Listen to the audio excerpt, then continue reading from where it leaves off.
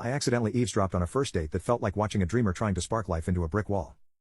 I was at a restaurant just outside Boston Midrange, nothing fancy, but nice enough for a date. I was early. My friend, running late. So I had about 20 minutes of solo time at my table. Next to me, in the same booth but technically a separate table, sat a young couple who looked to be in their mid-20s. They arrived a minute after I did. Across from me, and to my left, sat a man, heavy-set, pale, with a bright red beard and the posture of someone either very tired or permanently unimpressed. Across from him, beside me, sat a young woman with expressive eyes, neat makeup, and a polite energy that I could feel even from my seat. It was clearly a first date. She smiled.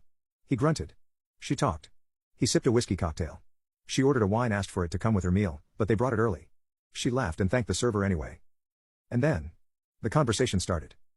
At first, it was small talk, the kind where one person tries to make it work and the other seems to be calculating how long is polite before leaving. I started jotting things down, not with judgment, but curiosity. I do this sometimes when alone in public, like sketching, but with words. A habit from long subway rides and solo lunches. She admitted this was her first app date. He said he'd been on a lot. Silence. She asked him if he wanted to know anything about her.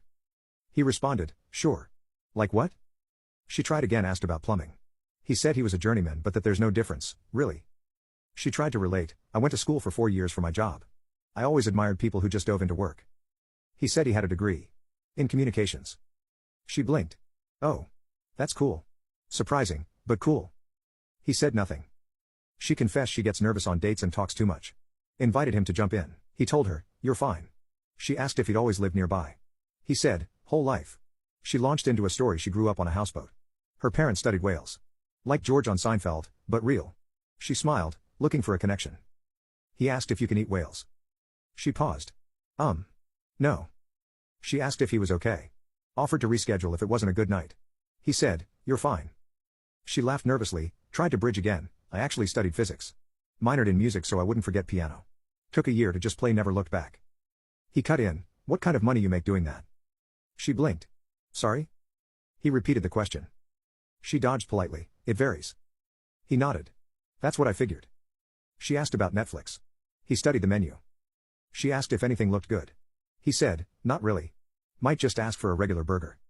She apologized, said she should have checked if he liked seafood. He said, I do. It's just overpriced. She replied, oh.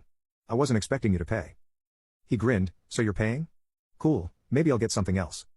She laughed, waiting for him to laugh back. He didn't. Oh, you were joking, right? He stared. What joke? She quietly decided to stick with the wine. He blamed the slow service. She asked about interests. He said, sports. She lit up. Oh, what do you play? He said he used to play in high school. Could have gone pro if I wanted. She asked, what else? She offered a fun one, desert island book choice? He frowned. Never been to the desert. I don't really travel. She paused. Then said, you know, I'm actually feeling off. I think I might have to call it a night. He shrugged. Okay. She stood.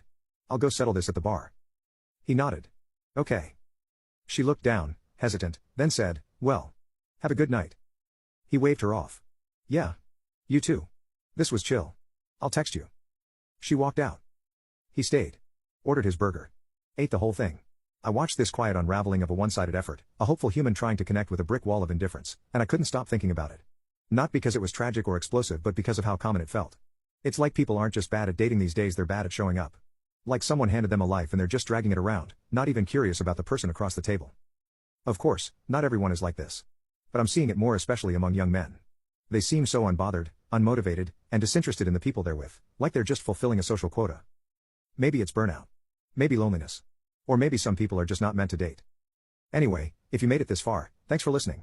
I just needed to get this one out of my head.